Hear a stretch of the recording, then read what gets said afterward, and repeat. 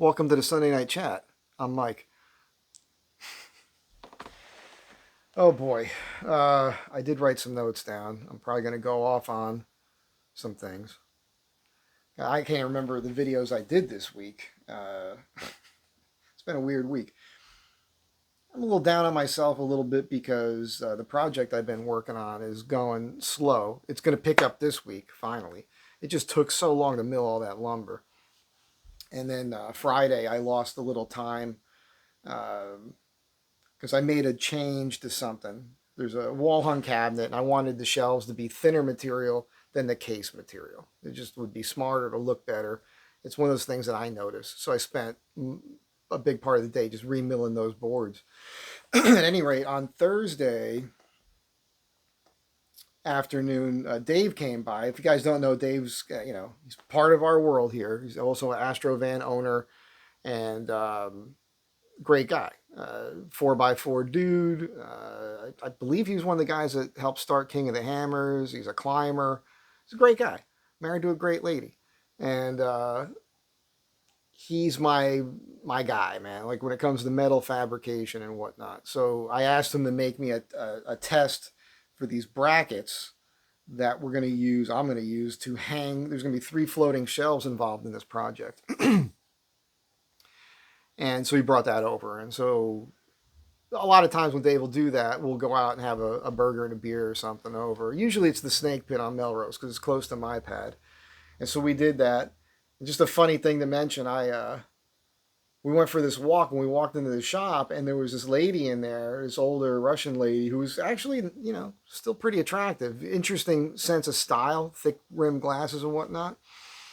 And we were talking to her, and man, she started coming on strong, and it kind of like, I mean, she was hot to trot, man. Nice, sweetheart of a lady.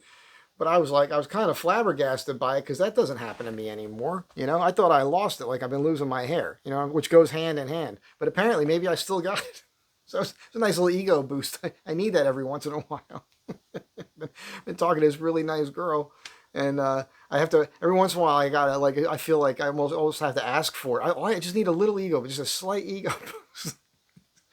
make me feel like I'm still desirable or attractive or something. Please let me know. It's funny how that sort of thing can put you in a better mood, like change your mood in a positive way. Like that's like a dare. No kidding. So yeah, mostly it was just all work this week and some bicycle related stuff. But I watched this series, which I didn't want to watch. I did a video on it called Boots. It's a Netflix thing. It's based on a book by a guy that the book was The Pink Marine.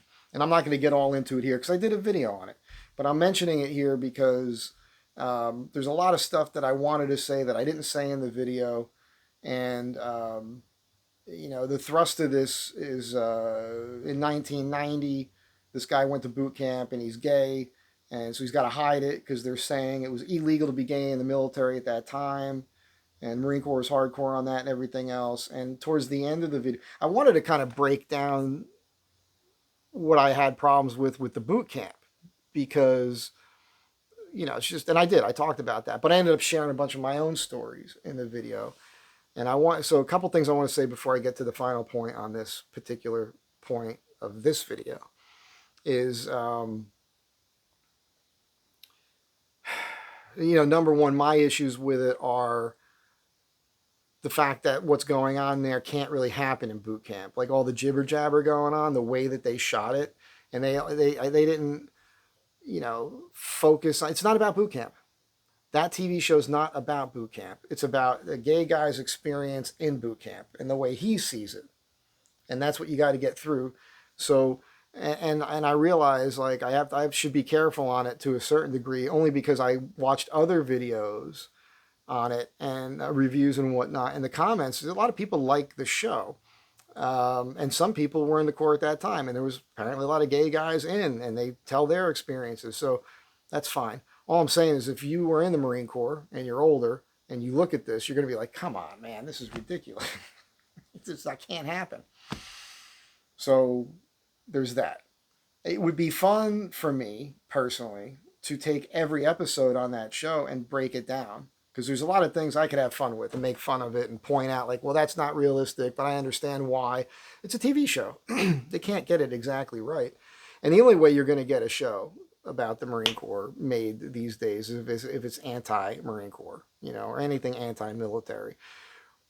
My personal story about when I enlisted and my experiences boot camp and infantry school, and then later what happened when I was a security force Marine and all that would be a good show. That would be a good movie because it would be seen as anti-military in a way by the right people.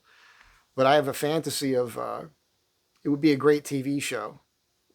If you did a naval weapons station, in particular Seal Beach, in the 1980s, as a series, a Netflix series, let's say, because there was so much crazy going on there, we could do nothing but tell the truth, and nobody would believe it. Nobody would believe it, and just the outrage. And plus, if it was the 80s with the hairstyles and the music and the cars people were driving, and all the stuff we were doing, the vernacular of the day, and all the crazy stuff going on, it would be a fun. It would have to be on cable. You can't put it on television. But at the end, I kind of got into this truth about gays in the military at that time, but I didn't drive home a final point that I'm just going to mention here, which is this, with some examples. I'm going to give you the two examples that I'm aware of, one that I lived through, one that I witnessed. There's been many others that I've heard from other guys. I was just on the phone with my drill instructor, Sergeant Zick, for like an hour or more talking. The guy I always say he sounds like a 1930s gangster. He's in Vegas. What a great dude, man. What great stories. I told him he's up for it. I got to go there and do a sit down with him, like a little interview. You guys would love him. You would love him. Most of you. Those of you who aren't overly sensitive. Have we gotten rid of those people yet? All the overly sensitive people, are you gone now? You'll let me know in the comments. So, because I make this point, there's gay people have always been here. Nobody cares. Nobody's ever cared. There's always been gay people in the military. It's not a shocker. It's always been there. There's always been stories about it. It's always happened. Nobody cares. I don't know that it was illegal. I think it was a thing where if it got known, it was a problem. And here's the reason. There's two different things going on here. But I have to frame this for you in a way that you understand it. Young men in particular, you're 17, 18, 19, 20 years old, you're not fully developed in your brain, right? Not till you're close to 30. And in the Marine Corps in particular, the training is such, they're training you to be a killer, straight up professional killer, period. It's not fighting, it's killing. Every move we did in self-defense was about eliminating that threat as quick as possible so you could turn around and deal with the next threat. It wasn't what they're teaching today with wrist locks and choke holds and jujitsu and all that. It had all martial arts built into it. There's a great book, Kill or Be Killed, that goes all the way back to World War II. That's the same stuff that we were learning at the time I was in. And there's a trust there. Right? And you're young and you're sharing the racks with one another and you're getting tight with one another. There's a lot of homoeroticism in the friggin' service anyhow, You're taking showers together and everything else. So in that atmosphere, if there happens to be somebody that's gay and interacts in a way with the wrong people who are emotionally immature, while at the same time being trained to be a friggin' killer, you can understand what's going on there. So at that time, this is my personal belief, the military oftentimes were getting people out, not because they were gay, but because they let it be known they were gay and they were doing certain activities that got known, and it was to protect them and keep them alive. That's why they were drumming them out. So we had a guy at Seal Beach who was a gay predator, and that's the big one. If you're a predator, so if you're using your rank or stature, physical stature, or whatever, to prey upon. So what does that mean? That means like you could be like this guy did it to me. I didn't understand what was going on because I'm not thinking about it in those terms. But this guy was always on my ass, man. About this whole thing with then he was making me do push-ups, just stuff that you're not supposed to do. We're not in training anymore. We're in the Corps, And eventually, a situation happened where this very tiny Marine on our base, and the thing about tiny Marines is that they're going to take a lot of shit from all the other Marines, but it's with love. And those little guys will stand up for themselves, and then they become protected by all the other. Everybody looks out for them. So, yeah, and this guy I'm talking about, this corporal, was a jack dude. He was like probably around 6 feet tall. He probably weighed 230 pounds or more of solid muscle, you know. And all I know is that this little Marine ended up on his belly in his rack for over a week, and that corporal disappeared. And when that guy disappeared, he left gear behind. And in his gear was not just his gear, like it was sitting there nicely, just shit thrown all over the place. But this Polaroid got passed around of him on his knees with his arms around another guy's torso, with the guy's cock and balls in his hand, smiling at the camera. So we put it all together. Oh shit, he was gay. Oh no, this guy's in. And that's what happened. So when things like that happen, the command is going to get rid of that guy literally to protect his life.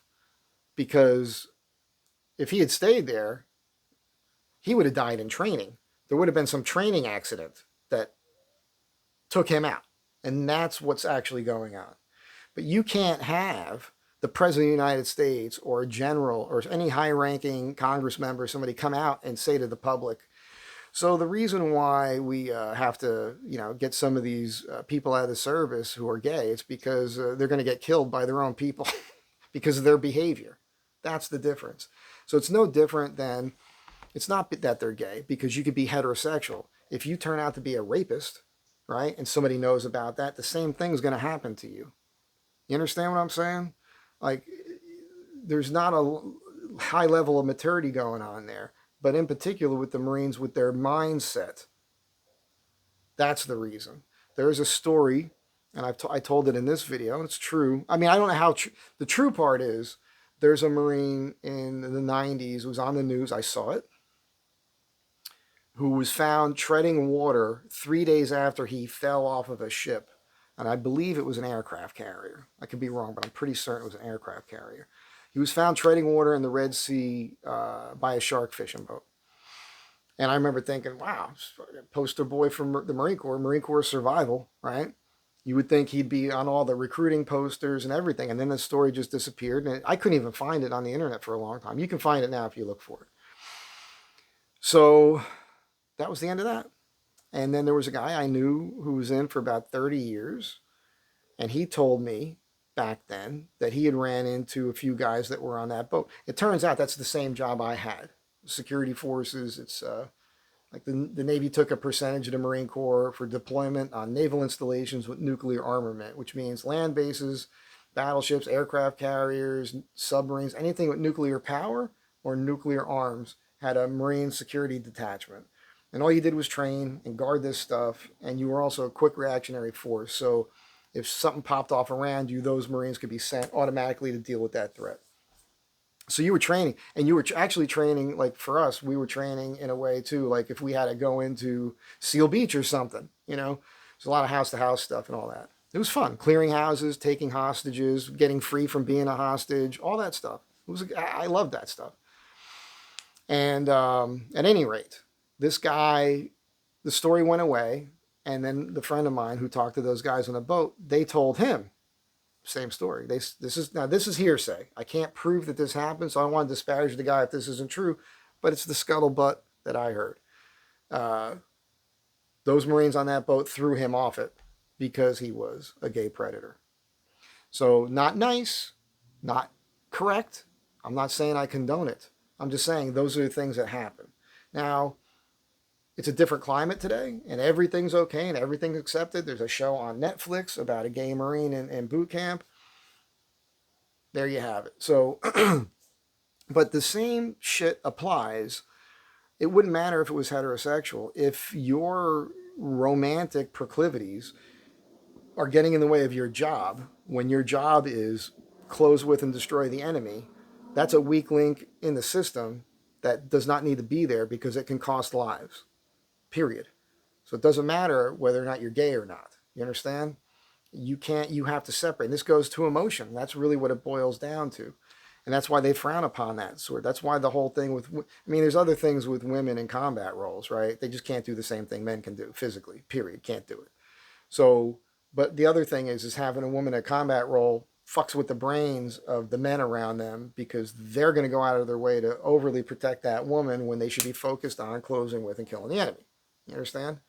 Now, civilians don't understand that so much, but I'm telling you it's a thing, and it's a real thing, and it makes sense. This kind of gets us into other things I wanted to talk about. I did write down notes. I've been writing in this book here, and I mean, I've got already, you know, several pages here, and I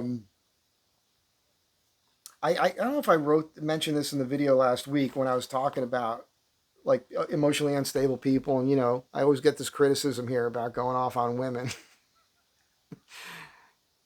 I'm trying to preface it with like, it's not all women. It's just the bitches I'm talking about. They're crazy ones. But it's not just that women. It's just people in general who are ruled more by their emotions than logic. That's all. And we all have it. But I this Charlie Sheen thing, right? He's been making the rounds on all these talk shows and everything. And I had forgotten that he had that small part in Ferris Bueller's Day Off. And it was on Netflix like this past week. And I watched it. And it's a funny, fun scene. And later in the movie, it's a scene with Ferris Bueller's sister, right? Jennifer Grey is the actress that plays her.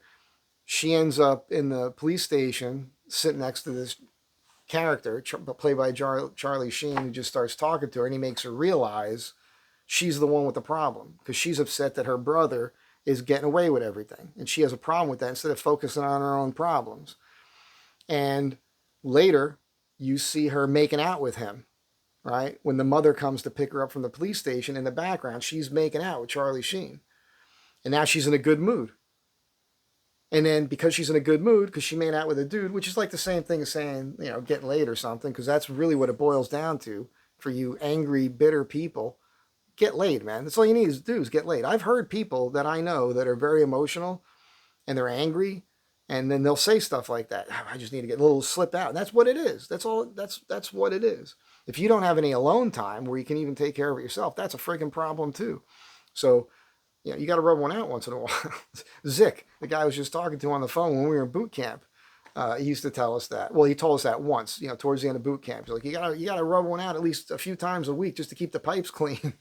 So I never heard anybody say that when I was a kid, So that's the thing, and I wrote that in there. So Ferris Bueller's Day Off, sister is a bitch until she sucks face with Charlie Sheen. So that's the thing. Like once somebody gives you some validation and makes you feel good as a human, in particular if they're attracted to you, and I just touched on it a moment ago, it does something to your brain chemistry. It strokes your ego, and we need an ego stroke. It's healthy. Now, it's unhealthy to be ruled by your ego. You have to keep your ego in check. You have to be realistic about it. And there's a lot of people out there, men and women both, that are way overly confident about themselves. I've been accused of it. I'm not like this arrogant person. I've always been a confident person, and not confident that I think I'm the man, but confident in my own skin and confident enough to be who I am. And if I didn't have confidence, I wouldn't be able to do this right here with you. I'm just saying. So, but this gets us into this whole thing because, I'm watching a little bit of news. I get this thing. I forgot to look at the watch.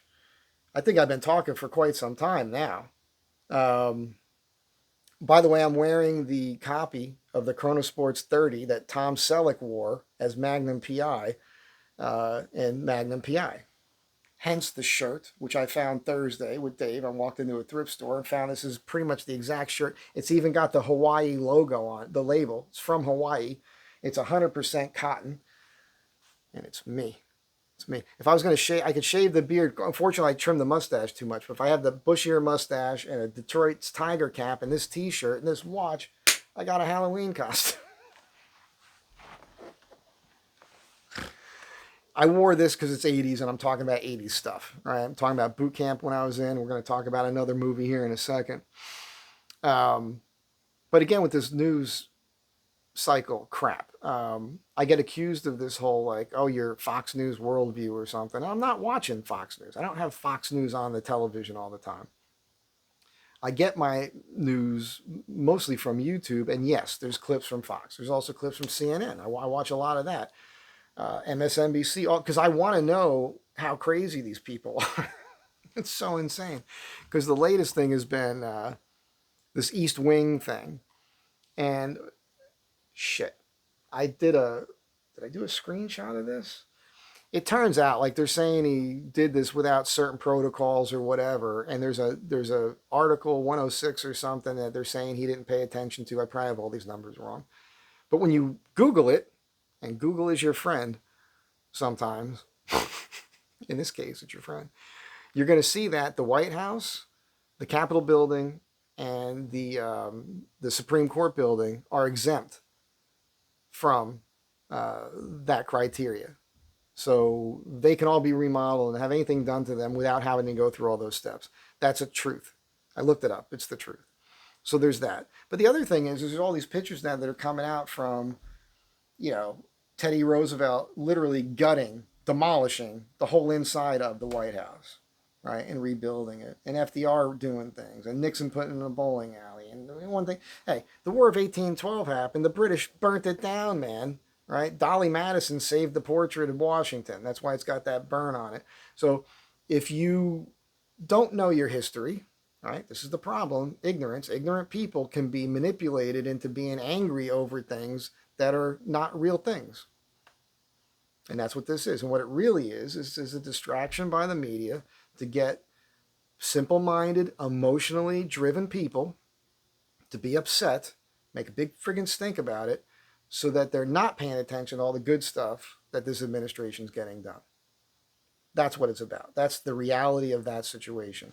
And before I had that epiphany, I had written some notes here where I'm talking about the left in a way, but I guess when I wrote this whole diatribe down because I got pissed off. Imagine that, me getting pissed off about something. Can you believe that? Is that a thing? You think that, am I capable? Yeah. If you look at the cities that are run by Democrats and have been run by Democrats for decades, they're in a shambles. They don't care about solving problems. They want the problems to exist because then they can complain about it and get more money, more funding from Washington. They could get these NGOs, these non-governmental organizations to crop up and get all this money that never, like less 10% or so of the money actually goes to the problem. The rest gets sponged up by all. Now we know this because of the Doge stuff that came out, and you can look at the line items and you can look that stuff up and you can see where the money goes. It's a scam, and these people have been scamming. There's probably people on the right that do it too, but for the most part, it's left-wing shit. So they need problems. This gets me to another thing I wasn't going to get into, but I talked to a friend of mine, Dr. Pinelli, the other day. My friend Brock, and he's a really interesting character. He's a chiropractor, but he also is in the medical world on other levels that are business related. Like he finds out ways to make money where he's helping people at the same time. And he's really involved in stem cell research. And he's got a friend that owns a stem cell company down in Colombia. So if you go out of the country, you can get 1 million stem cells or more injected into you. And stem cell technology is for real. It's real. It can literally heal your heart. It can heal your lungs. It can heal different organs in your body, your knees. It's a proven fact it works. And the way that they're getting the stem cells these days is umbilical cords. So you have to take the child to full term, and the umbilical cord, which is useless, I suppose, other than this, is where they get the stem cells. So they're not hurting anybody. It's not coming from dead babies or anything like that. And in Colombia, they have a program where a woman gets pregnant, she signs up for the program, and now she gets to go to the doctor every week or whatever, and they make sure they're checking her health and she's properly eating nutritiously for the baby and everything else because they want the healthiest stem cells they could get. And we had this discussion about it, and he's been going to Washington. He's trying to get a meeting with RFK, and he's talked to other high-ranking officials in government already about this. And I'm listening to him, and I'm like, yeah, but the problem is that if it becomes a thing, and by the way, you can have a thing. The future could be, the medical industry will stop this from happening. The medical industry will stop this from happening. Pharmaceutical companies wouldn't want this to happen. This is like somebody makes an engine runs on water and ends up dying because the oil companies want you to still buy gasoline. You understand what I'm saying? The medical industry exists because so many other companies create products that poison us, right? Bad food, bad clothes, bad shoes, all this shit that they're doing to us that makes us sicker so that we need to go to the doctor, right? But you can imagine a better society where every hospital is set up the same, where every time a baby is born, you can save the umbilical cords and have that. You would have an endless supply, because as I'm doing this video, probably hundreds of babies are going to be born in this hour, maybe more, maybe 1,000 babies are going to be born while I'm talking. And that never stops. And it's actually worldwide. And it could be a thing where I envision a future where you could go into your doctor's office and get an IV drip of stem cells. They're going to go to the damaged parts of your body. And if you have a real diagnosis of a problem, you can just inject it into the shoulder, into the knee, into the heart, whatever. And those stem cells, what they do is they recreate the proper, boy, I can't think of the word, the right cells. They replicate the healthy cells that are in that and become that, and they regrow, and that's how that works. It's amazing technology, and it's real. I don't know if we're going to see that in our lifetime because kind of the corrupt nature of how things work. So it's interesting. It's a fascinating time to be alive because we can have free energy. There's so many things we could have where we wouldn't have to be fighting one another and have these really giant, because not all companies are the same. You hear people talk about capitalism and companies are bad and all this. There are some that control the way that the world runs that does keep us enslaved, and that's the bad stuff. But not everything's bad. So, but it's all real. Anyway, I'm just going to quickly go over what I wrote down here, see if anything else is pertinent, because I know that I want to get into. Yeah, I wrote here if the left was to solve the problems, they have to create another problem to have something else to complain about. That's how it seems, you know. And your feelings are your problem. It's all emotional, zero logic. And on Gutfeld, he was on the 5 the other day. I just caught a clip of this because I was looking for a particular topic. And he made this interesting point, and we're just not doing it anymore. Now, for me, I've always been this way. So I've come off as being cold or whatever. I'll get attacked for the way I speak to people when they're being overly emotional. Because I don't care about your emotions, man. I don't care. I'm empathetic. I can be empathetic to a degree. So if I know your story and you have a harder life and you're upset right now, I understand it. And I feel for you. I do.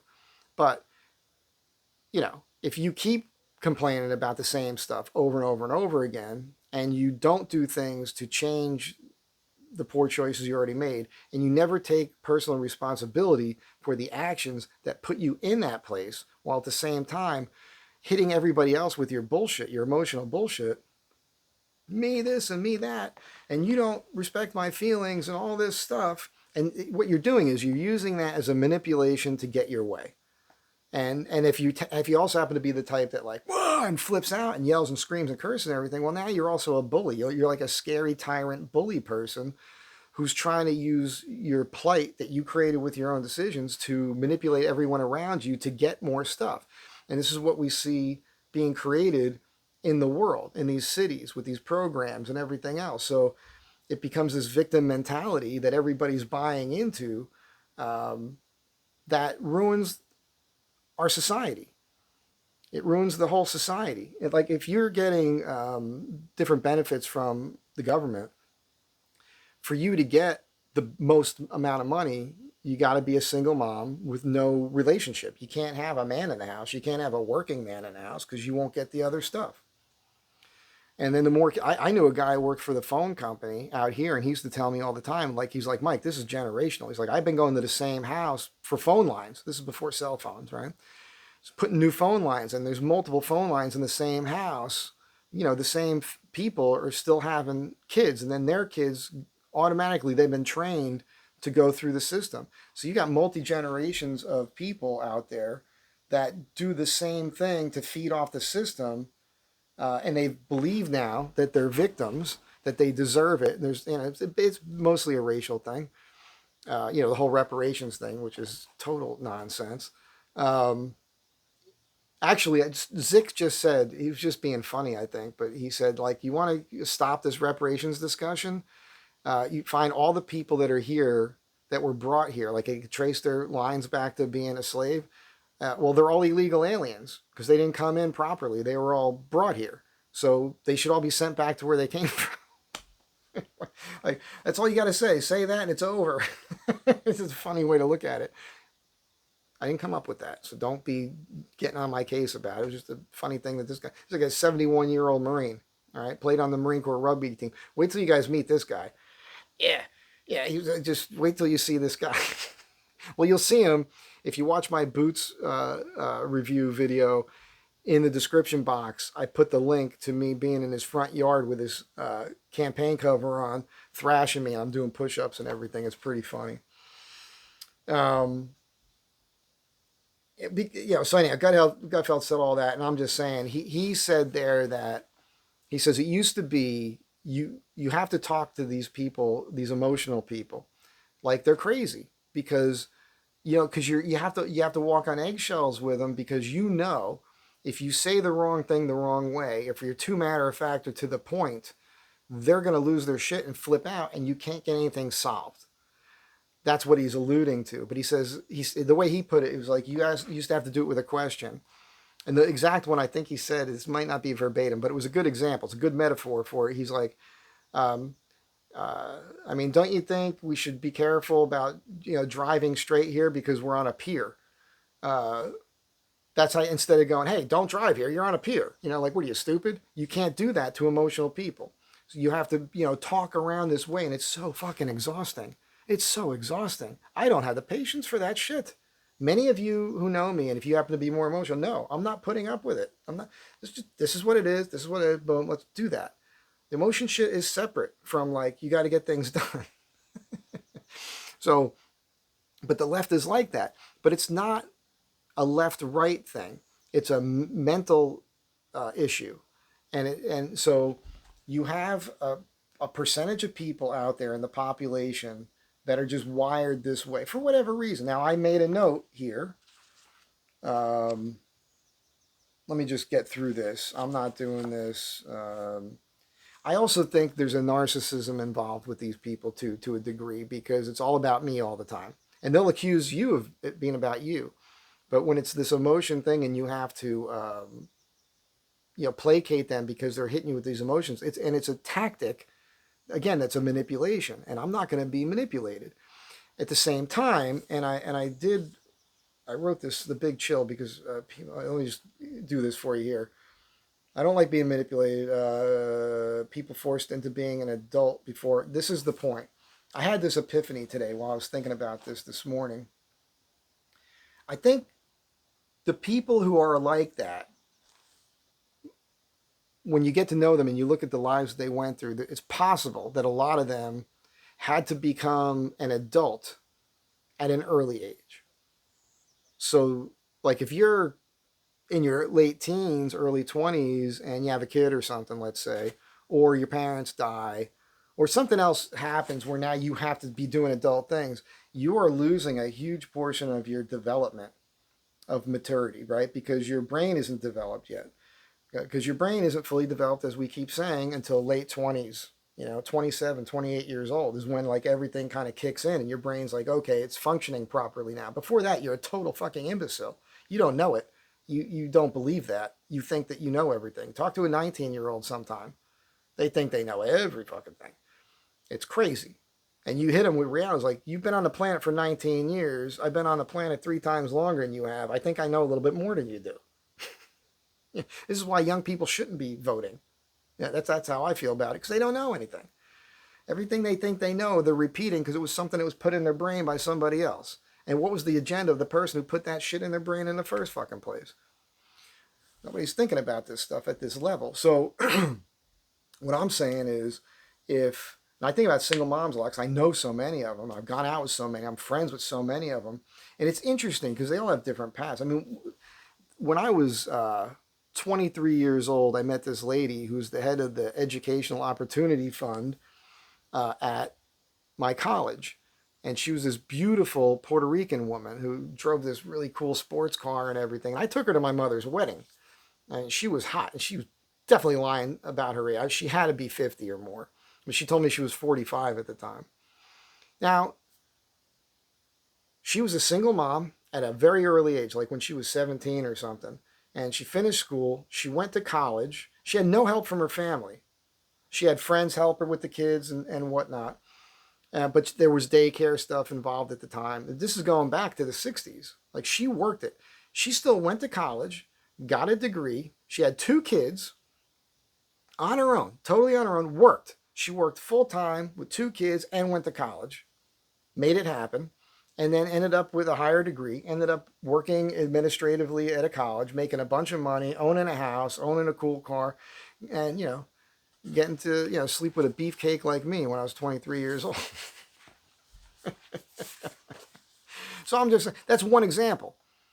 I can rattle off a bunch of examples of women that never got married that had a kid and then did these exact same things.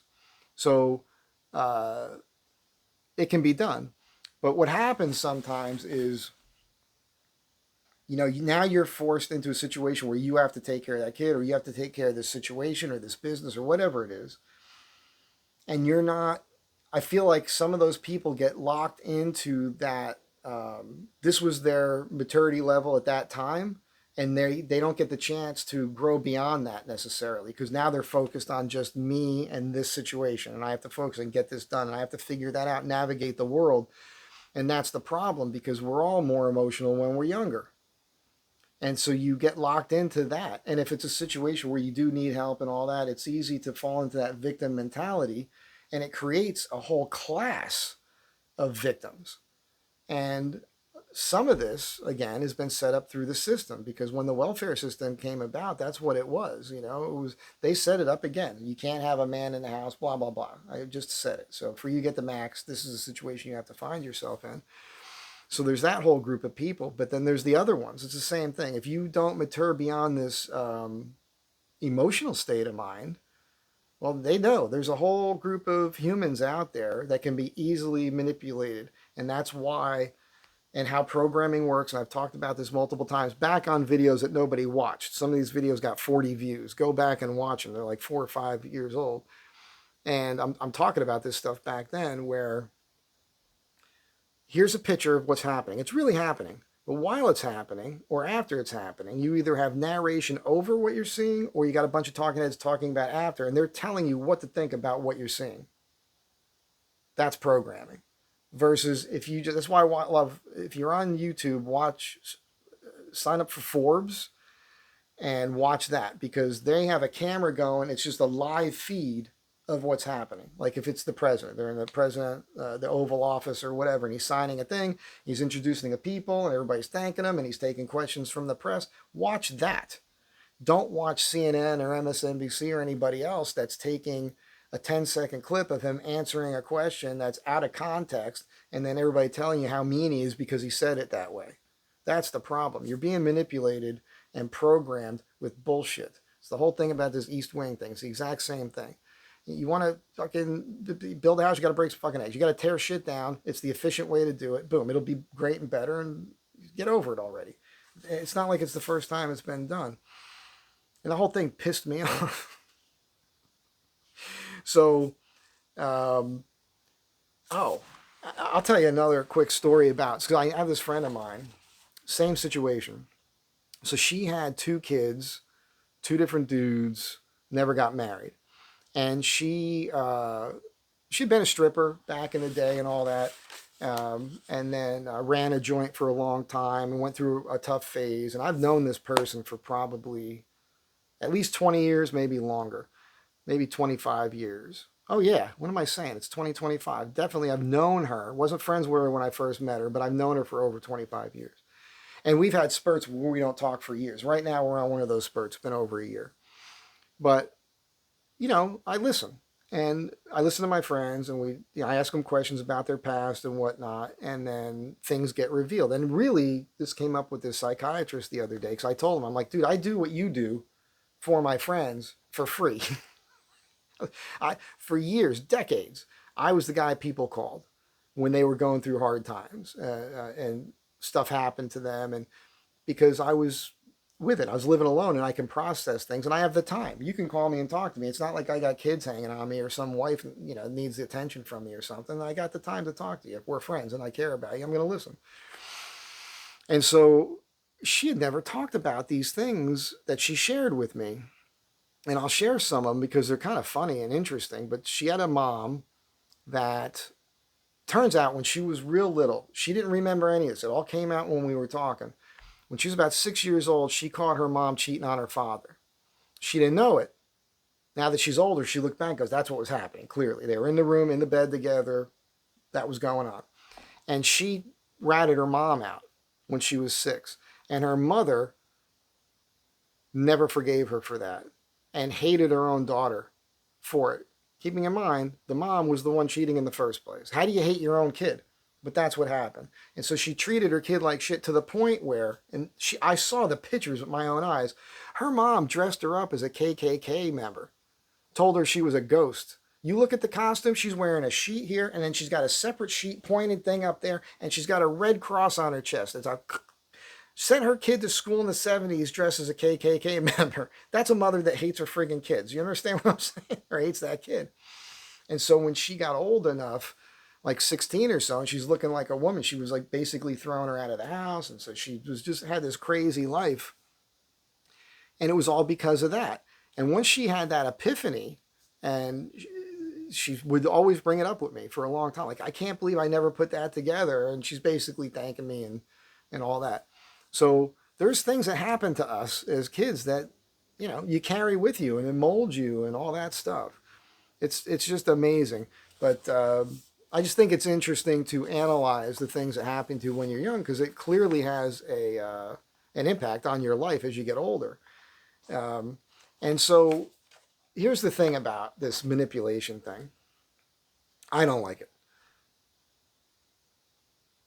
But everybody does it to a certain extent, and it's not always a bad thing necessarily. It's just kind of what we do to a certain extent. I really try not to do it. Quick story before I get to this, because it's an epiphany I had a long time ago. I remember I worked on the boardwalk as a kid, right? I worked these games, and most of the games I worked were skill games. I did work some wheels, but mostly it was skill games. So it was the pins and the ball, the red dot with the discs, that sort of thing. And they were all scammed. We were told not to let anybody win. Those are separate stories, not for this video.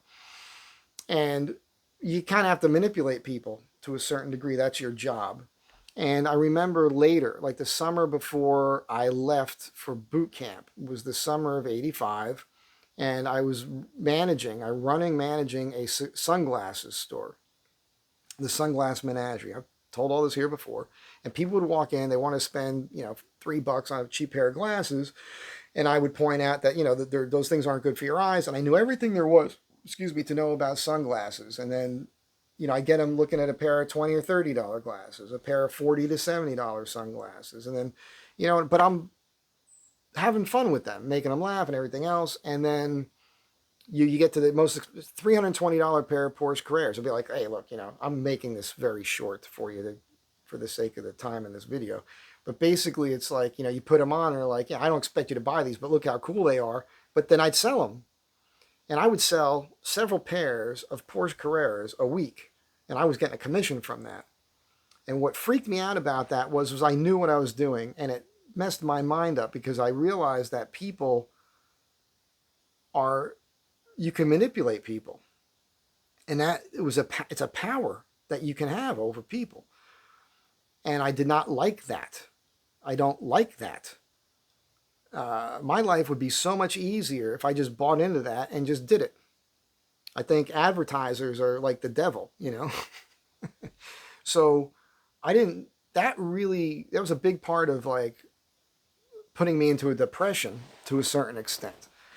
And with everything else that happened during those years in 85, 86, 87 in the service, getting injured and all these things and coming out, not knowing what to do and knowing how easy it is to screw with people's minds. And I was not in a happy place. I did not want to be here on this planet. None of it. I saw things working in a way. I'm telling you now, I'm explaining how things work. I saw all that at an early age and it fucked me up, man, because I realized like this is like I'm not saying I'm better than anybody, but I'm saying I was seeing things on a level that most of the people around me weren't noticing. I had my friend Lisa from high school, and I went home like during COVID. I was driving across the country, and we were hanging out one day, and she said to me, she goes, I remember you in high school, even at parties. She said, I would notice you off to the side watching everything. And she said that, and I was like, yeah, I remember doing that because that's what I did do. I would always pull back and look at the room and look at everybody and listen to them and see what they were doing. And part of it was I wanted to have the memories. The other part was I was always reading everybody. I was always reading what was going on. So I kind of understood because I'm reading their body language and what they're doing when they're talking and who they're talking to and what they're saying to that person versus that person, knowing what they know about this person. And I just understood what's going on in people's minds. That's why the people I keep in my life that are the tightest to me are the people that I believe are genuine, righteous human beings. Those are the only people I'm interested in. You guys are them. You have to be. If you're still watching this video or any of my videos, you have to be more of a righteous-minded human being. You care about honesty and truth and all those things. And you're not using your emotions to manipulate others. That's a problem. So, but again, people do it. And I don't. So what happened with me is I ended up alone in a basement, right next door here, just like my dad did, working in basements and diners, being the best baker there ever was, in a basement, teaching myself a skill, right? Learning how to become a woodworker and build furniture and everything, and an artist, because I didn't want to have to sell anybody anything. Now, you have to sell yourself. There's that. You have to be, and you don't have to be. You could be an asshole and make millions of dollars. Matter of fact, a lot of multimillionaires and one that are total assholes. Not usually to their family, but out in the world, they got to be. That's they got to. You get to that level. A lot of people have to be ruthless. At least they think they do, and it's proven to be successful for them. It's not what I'm talking about. I'm saying like I go to a stranger's house, and they have to like me enough. I'm not faking who I am. I'm always the same guy. That's why I don't work for a lot of these people here where I live.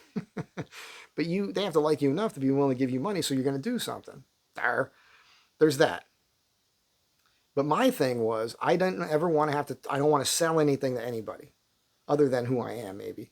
But I don't want to sell you on something. I want you to see what I do, and it's so well done and so cool and so interesting. You're just like, hey, take my money. And that's what I created. And I created this interesting life for myself. And it's awesome. There's going to be a video coming up about these two World War II watches. This week it'll probably happen. And how just because I had an interest in watches and I turned it into a thing and I've been putting it out there, having relationships with other watch people. Matter of fact, the job I'm doing right now for Lake Arrowhead is for this awesome guy, Greg. Dude, I can't say enough about this guy. He's such a cool guy. But we met because of watches. But this other story is going to be really interesting about this one particular guy and his watch that he sent in and the other watch. And again, both worn during World War II. And how, like, I'm able to do a video on this now and have relationships with these people. And then, again, make a video for you guys, hopefully to enjoy and it's something that's interesting, all because I manifested that. Just out of my brain because I want to keep my life interesting and have different interests. I'm fascinated by even my own life, to be honest with you. And it's relatively good right now. So other than not having enough money. All of this was about The Big Chill. Getting to a scene in this. This is a movie that I found when I was in my 20s. I mean, it still holds up. It's still great. You love the characters and everything, but not as much as then, right? Because I'm a lot older now. So I could look at these people. They're basically children in the movie, right? At my age now. But the story is, it was actually Kevin Costner's first real movie, but he's cut out of it. He actually plays the corpse. so we never really see his face in it. He was supposed to appear in flashbacks, but it's a great cast. Tom Berenger, Kevin Kline, Glenn Close, Mary Kay Place, Jeff Goldblum, Meg Tilly. Still got a crush on her character here. William Hurt and Jo Beth Williams, and they're a group of people that were in college. Um, and their friend from college, who apparently brought them all together, has committed suicide. And so they all get together for a weekend, for the funeral and everything else, and they all hang out in this house, and misadventurous, happens. Ensues was the word I was looking for, and it's great. But there's a scene, and when I got my YouTube channel, like when I was doing stuff with it a long time ago, one of the first videos I put up was a scene. I actually brought this DVD to my friend's house. My friend Bridget, who used to be a stripper, got into the film business, became an editor, a working editor, very good one. And I built a bar for her, Bridget's Bar. If you go to the Mike Z Design Facebook page, you look up photo albums, look for Bridget's Bar, and you'll see this bar I made for her. I had her take a scene off this DVD, and I put it on my YouTube channel. It doesn't make me money, I don't think, but it's got a lot of views. And it's a scene between Jeff Goldblum's character and Tom Berenger's character. And in this film, Jeff Goldblum plays this guy. He's a writer. He's annoying. He annoys all his friends. And they think he's trying to scam people all the time. And that's what the conversation's about. So the whole weekend, he's like talking about trying to raise money to reopen this bar, Elaine's, which happened to be the name of my dad's bakery. That's why I can remember all this. And they're talking about it. They're like, oh, we're not going to buy into this. So, but there's also a camera there that they're filming themselves during the weekend. So that footage that they shoot of themselves as those characters is part of the movie as well. And it's between Tom Berenger and Jeff Goldblum. And I'm not going to get this verbatim, but it's, Jeff Goldblum says this whole diatribe about rationalization. And he goes off on this whole thing, and Tom Berenger, he's not saying that, but Tom Berenger says, that sounds like a massive, he's talking about how people accuse him of manipulating people to get what he wants, but in essence, that's what everybody does. Everybody puts on their best face to do all these things to get what they want, right? Which is a shitty way to look at people. I don't do that. There's a lot of people that do that, but not everybody does that. There's a lot of people go through life just trying to get ahead all the time. And so every single person that they meet, they look at it as a means. LA's like that. It's a means to get what you want. Every relationship you create with people. Mine's not. My thing is I have a weird connection. I just want to know that I'm connected to another human being, and I listen to them. And if I can make that person laugh and make them happy or help talk them through a thing, that's a thing. Or if they come to me and want me to build them something, design something for them or whatever, and that makes them happy, that's my thing. My thing is always just, I want to make people happy. It's a weird thing that's in my brain. I'm just wired that way. But I'm doing this for you guys because I know in the comments, 99.9% of the comments is I'm making you guys happy. This is a very psychological video here, but this is part of the reason why I'm compelled to talk about this stuff, is I want to turn a gear in everybody's brain so you see the same things that I see, so it'll help you navigate your reality and your existence with the other humans that you're dealing with every day. That's why I'm talking about this right now. But in this scene, Goldblum's saying this. I'm just doing what everybody else is doing.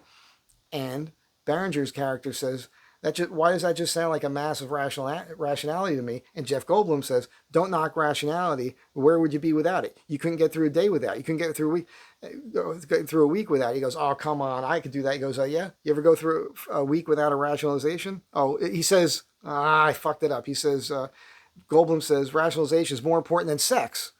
And Berenger says, oh, come on. And he says, yeah, you ever go a week without a rationalization? It's a very funny scene. It's on my YouTube channel. You can find it there. That was my favorite scene in this movie going back to my 20s, because it was to hear that conversation. There was an epiphany in my brain where, yeah, I see that. I see people in my life, not all of them. Not everybody does this. It's a percentage. It's a small percentage of people that just try to manipulate everybody else, but they exist. You know them. Guaranteed you know who they are. And it becomes a thing, right? Those people tend to not have a whole lot of friends later in life, I think, because they're always trying to get something out of somebody else. I don't like asking for things. That's the whole thing. It took me a long, long, long time to be able to accept help from anybody, and I had a very hard life because of that. Because people who cared about me would offer all the time. I'd be like, I'm okay. But then later, I learned. It just took forever to learn this, that if somebody offers you help and it's genuine, you should accept it because you make them feel good. You're not offering, and I offer to help people out all the time. I have helped a lot of people out. You don't offer to help people out because you want to get something back. That's the bad thing. You offer to help people out because it makes you feel good. And when you feel good, man, you're tapping your toes through life then, because you're in a good mood because you did nice things for other people. You sleep well at night and all that. And when you put out that positive energy attracts positive energy. If you hang out with positive people that are doers, then more positive stuff's going to come to you. If you're a negative energy person, if you're constantly putting out negative things into the world, then you're going to get negative energy back at you. Every once in a while, good people are going to come along that see what's going on with you and they want to help you out. And if you're a negative energy person, you have to be careful with that because you can ruin that relationship very quick if you take too much. So you have to be careful with that. But those angels that come into your life that are trying to help you, hopefully you can see it. It's very hard for the emotional people to get outside of their own bullshit. It's very difficult. But hopefully videos like this and conversations, if they watch other ones that are out there, that'll help them realize. Because the first step to overcoming your bullshit is admitting you have it. That's the first step. Anyhow, again, I think it was 1980. So 1980, 82, 83, same thing with this. What I'm talking about with boot camp and everything else is kind of an 80s themed video here with truisms that have existed since the dawn of time with the first Homo sapiens ever to now. That's never changed. It's the same thing that's been going on. So that was that. What else did I write down here? And we got to be coming up on an hour. That's about it. We'll just end it there. I don't care if it's been an hour or not. I got everything off my chest I wanted to say, so that makes me feel good. I talked to Sarah this week, for those of you who are here because of Sarah. God, she's so... I told her, I think I'm starting to finally develop a bit of a crush on you, but it's just the armpits. I think now I'm attracted to the armpits. Well, we had a good talk. It was professional. We were talking about YouTube stuff and how they edit stuff. So it's that was pretty good. She's doing good. And yeah, I guess that's about it for now. There's other things I can say, but we don't have to get into a whole other conversation right now. Thank you for being here. I really do appreciate it. And hopefully by the end of this week, we will. I'm definitely going to get parts built this week. I have to. I got to get this job done. It's a thing. You estimate how long something's going to take you, and even I don't figure my materials to the nth degree. And on this, as a matter of fact, on this particular project, I got enough material, I'm pretty certain, to do the project. But I bought new planer knives and a new bandsaw blade. The bandsaw blade isn't really right for what I was doing. I still have to get another one of those, but I've already worn out the planer knives. So if I have to do another set or more milling on that, I got to spend another $100 on another set of planer knives. So I'm not happy about that. But those things happen. Also, finish. I might have to go get some finish from another state actually to finish this one. So these are things I didn't project. Also, the amount of time for the milling. So what happens is you're stuck. You're like, okay, it took longer than I thought, which means now you're making a lot less money. So by the time this project's done, I'm going to have to hopefully jump into the next one. And Fred, if you're watching, let's talk. I got this guy waiting in the wings for the next thing. So, and there's a whole lot of other things I could talk about, the bike stuff and everything else, but we'll leave it there. And again, thank you. I really appreciate you guys being here. And let's see if we could turn this channel into something. There is t-shirt stuff coming up, but we'll leave that aside for now because there's a lot going on with that. I think I'll have a separate conversation with that. My buddy Chad, Tick Warner, he put up another video the other night. He made a selfie stick so that he can keep making videos. And if you watch that second video, he's already editing and adding music to it. And he's an interesting character. His sound in the beginning, in the first little clip, he didn't have his mic on, so we talked about all this stuff. He is going to surpass me. I mean, everybody surpasses me for quality. This is nothing. I'm talking to my phone, man. I'm not doing any editing in any of my videos. I shoot clips on this phone. I stitch them together on the phone. I upload the video, and I watch the video later. I'm not even sure what the hell I'm posting all the time. So, but he's putting it on the computer and adding all this stuff. His stuff is going to be entertaining, and it's kind of this message I shared here a little bit. I don't know if I said it today, but I said it in the last video. I said it in the bike video, the basic bike maintenance video I did a few days ago. What we're trying to get you guys to do is turn your brains on. This whole conversation today was more of a psychological discussion about the difference in people, the people that are more emotionally driven versus logically driven, with examples and stories. At the same time, in order to make yourself healthier and happier, you have to separate yourself from your daily bullshit. The interactions you're having with the same people every day, especially if it's stressful. And you have to find something to do with your mind.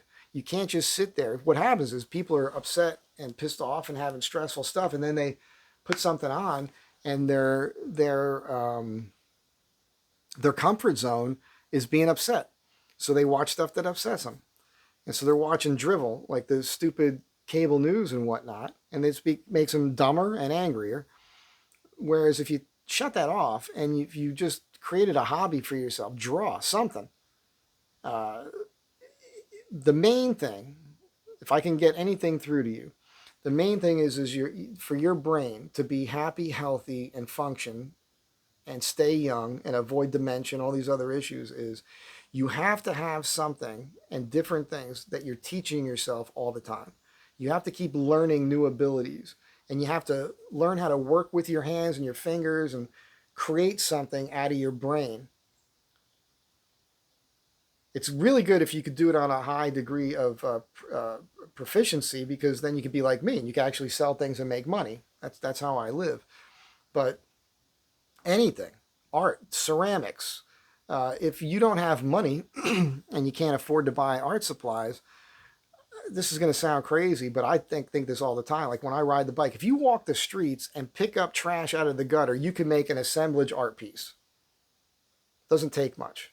It's just you have to want to do it. And you have to figure this out. Take an old bicycle out of the trash and put it back together, make it work, and give it away to some kid. If you do a good enough job, you can list it for sale on Craigslist or something and make a few dollars, you know? But buying stuff and selling stuff is not the same thing. But if you take something and actually manipulate it and make it into something else, or create something like learning how to sew, knit, crochet. My sister, who's no longer with us, she did that. She was very talented, and she made money with that. I'm just saying, I know this to be true. I know that, and the reason why is it just happened to me. And all I was doing was peeling a label off of a jar. And as I was doing that and using my fingernail to tie it up, I started doing this. And there's a technique so you get all the sticky stuff off with the label and don't leave it on the bottle. And as I'm thinking that out, I'm doing that, I start having these other epiphanies. And that's how the brain works. If I'm sanding something all day, I'm doing this, my brain goes off on these things. And all of a sudden I have these new thoughts that wouldn't have been there if I wasn't doing that act right now. If you're sitting there just sucking in other information that other people are telling you all the time, you don't have time for your own thoughts. You have to be alone with your own brain doing something that clears your brain. It's like a form of meditation. And then all of a sudden the universe starts throwing these things into your brain, and it's all trying to help you. It's all trying, unless you're thinking about other people and inventing bullshit scenarios in your brain to be upset about. And this is the problem that emotional people have. It's a mental disorder. So maybe those people do need some medication or something that can get them to think about something other than the bullshit that they're creating in their brain all the time. You have to free your brain of the bullshit to allow the universe to send the solutions into your brain. And when you're doing something else that takes your mind off of your bullshit and you're focused on a craft, that's when your brain becomes here, and now it's free for the universe to put the positive stuff into your brain. You understand? This whole video is really about getting that point across. Trying to make you hear what I'm saying and listen. Maybe I'm the emotional person. Maybe I should try this technique to allow the positive stuff into my brain so I become a more positive person and get beyond the bullshit that I'm creating for myself. That's what this is about. All right. I hope I helped somebody out. That's it for now. You guys be kind to one another. I'll catch you on the next video. All right. Do something nice. Say something nice to somebody. Yeah, you can tell me. Send something nice to me. I can use it too, you know. I don't have all the answers. Bye for now.